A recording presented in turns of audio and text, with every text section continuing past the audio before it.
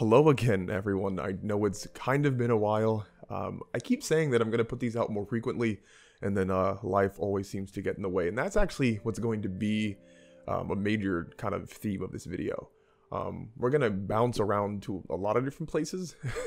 We're going to talk about Video Game Dunkey, Nerdstalgic, and kind of the things that have been going on behind the scenes of, my main channel. Because again, I like to keep you guys up to date on what's going on. And this is all going to kind of tie in together all those things that I mentioned. So first, again, I want to say that I wish I could upload more frequently. Just in the last, gosh, what is it now? I think like 2-3 months, I've only been able to put out, I think like 3 or 4 videos. Granted, some of those videos are longer, like my Homelander video, but some are shorter. And a reason for that is because of my master's program. So for those of you who don't know, and even for those of you who do, in 2018, October of 2018, I started this YouTube channel. At the same time, I also started a master's program for psychology. And believe it or not, my goal at that time was to get to 20,000 subscribers in 2 years. That was really all I kind of sought to do. I'd always really focused on, going into psychology, and writing was way more of my passion as far as like, what I do in my free time. And I thought, make a channel about writing, use that as, an anchor to be able to possibly get my name out there, be able to, put out material. And that just completely went off the rails now, didn't it? Like, we're 2 years later now and I'm at 180,000 subscribers. And so, life takes weird turns. But the reason I mentioned the Masters is because the first 2 years of the Masters was very simple. And it allowed me to do YouTube and my editing job all at once. So, I'd always been juggling kind of like 3 major time sinks all at once. For my Masters, it's at least, 4 hours a week of classes, sometimes 6 hours of classes on top of assignments. And then probably, 6 to 8 hours a week of just doing recorded lectures that I have to listen to, and then, midterms and papers and all the stuff like that. And then on top of, like I said, doing YouTube videos. And I've always tried to put out multiple videos a month. When I first started out, it was 4 videos a month. At least I tried to do that. As I went on, it was 3 videos, and now I'm kind of at 2, and I really don't want to be. But to focus on why it's at kind of 2 videos a month right now, for the main channel at least, and for this channel, it honestly kind of is like 1 video a month. I'm in the final stages of my master's, which is having me do a thing called practicum. So basically now, on top of everything else that I had already mentioned, so all the work, all the lectures, all the pre-recorded lectures, all the tests and whatnot, I now am basically doing an internship. So I work with clients and students in a clinical therapy setting. So that pretty much means that I have an extra anywhere between 10 to 15 hours extra on top of everything else that I was already doing. And that started in October. So if you noticed, my videos have been less frequent since October. And that's because, I have 4 hours of clinical supervision every week, which means that I talk with a licensed therapist about the clients that I'm seeing. I have my actual clients that I see, which is like, 8 to 9, and I need to get up to probably about 10 to 13 that I see every week. Then I also have my clinical notes that I have to take based on my meetings with my clients. And then I also have the administrational meetings. Then I had to keep track of my my BBS log to be able to get, my licensure after I graduate, to make sure all that's in order. And then I also have to do everything else for the master's program, those 4 hours of classes a week, all the homework a week. I just finished an 11-page paper. I have a 45-minute PowerPoint presentation due. And so it's a lot of that is affecting my ability to be able to put out videos, right?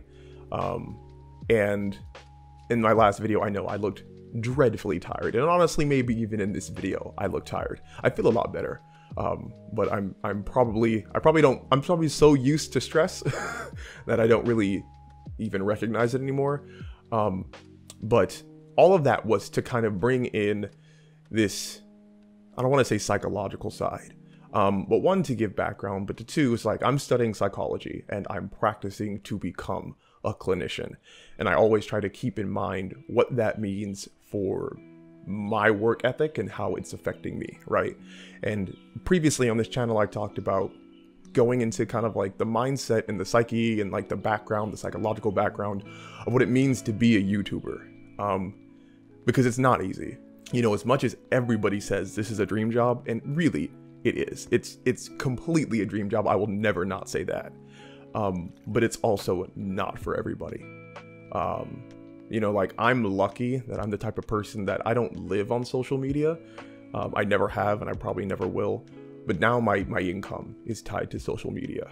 And so, you know, the reason that I brought up Video Game Dunkey and, you know, Nerdstalgic before is that they actually released videos in the past that I like really resonated with. I mean, Dunkey in particular.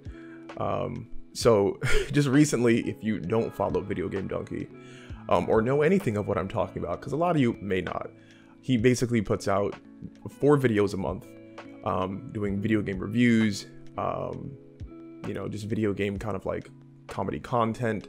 And he has like 6.5 million subscribers. And he recently put out a video basically saying that he's done making high effort, quote unquote, good videos.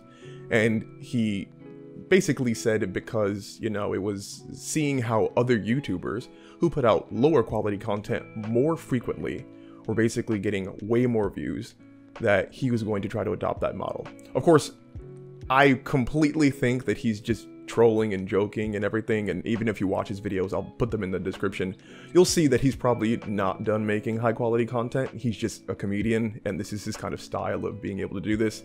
At least I think so, because it's a freaking hilarious bit. But what he was saying about the actual YouTube landscape, that's like 100% true. And it really can start to affect you as a creator. People don't realize that, like, how much actual work goes into these YouTube videos a lot of the time for a lot of these creators. And like, the comment section, and you guys are completely valid in being able to comment what you want, but like 95% of comments are really only based around either finding something that you missed, or disagreeing with you, or telling you that you're wrong, or telling you that you're stupid. I mean, even though I find a lot of humor in it, just go to my recent Star Wars video, the Mandalorian one, and read the comments. They give me life, because I love reading through that kind of crap. But the reason I had said previously that if you want to be a YouTuber, you just have to understand that this is not easy. If you cannot take criticism, if you can't be the type of person that can put hours and hours and hours of effort into something only to have people crap on it, don't do this. If you also can't stand to basically have no control over your own income, don't do this. And that's actually where I'll bring in Nerdstalgic. So probably, if you guys don't know Nerdstalgic, by the way, he's a great video essayist, way higher quality content than mine, at least from kind of like a video editing perspective. Like, I literally am super jealous, because his videos are really, really high quality. And I watch him, and probably about, I'm gonna say, what, three months ago, he put out a video talking about how difficult it was just to do anything on YouTube related to reviewing writing, or reviewing movies, TV shows, video games, anything like that, because of YouTube's copyright system. I've learned how to kind of get around it, but you all know my struggles with getting copyright claimed and copyright striked and all that. And basically Nerdstalgic, the guy who runs the channel, was saying that it's just really difficult. You have this idea of what you want to do for a video, and you make this 14, 15, 16 minute video, and then you get to the final stages of uploading it to YouTube, and then you get copyright claimed. And so what turns into, you know, maybe you spent 25 hours making a video, and then you have to do like another 10 to 15 hours of possible edits just to be able to load it onto the website, when in its base form it was already fine. It's just the copyright algorithm didn't allow that video to be there because it doesn't know what is or is not fair use. And so I've had to deal with that. And the reason I bring in Nerdstalgic and Dunkey and all that is because, like, these last few months, the channel has gotten, my main channel has gotten way less views than usual. Like significantly less. I mean, I put out one video, it was the Spider-Man video with Doc Ock. That got like, I think like 28,000, 30,000 views. I put out a Key and Peele video talking about the writing of comedy. You know, that got, I think like 13,000 views. Even before that, I put out my Homelander video. I think right now it's sitting at 80,000. And then I just put up my Mandalorian video, and luckily that's doing a bit better, but that's sitting at about, I think, like 65,000 right now. And again, it's just something to think about for you guys, in that as a YouTuber, what we are trying to do is fight the system of YouTube so that we can make actual money. Because again, we don't have control over how much money we make. It's basically in the algorithm. Like, if I have 180,000 subscribers, that doesn't mean 180,000 people receive my video. YouTube's only going to send it to people that it believes is going to watch that video. So I'm gonna get a video that gets 13,000 views, right? But a few months ago, I might get a video that got, you know, it was John Wick. John Wick got 1.6 million views for no reason. Like, that wasn't even like my best video or anything, but just crap happens. And that's on top of then having to deal with actual people commenting on your videos. Because not only can you get in this phase where you're getting low views on your videos, which means that all that time and effort you put in, you basically didn't even make money off of all the hours that you poured into that video. But now when people see it, they're commenting negatively, right? And again, I'm used to this. I was uploading to Reddit for my own writing stuff way before I ever started doing YouTube, and Reddit is way more vicious than anything that I've seen on YouTube for the most part.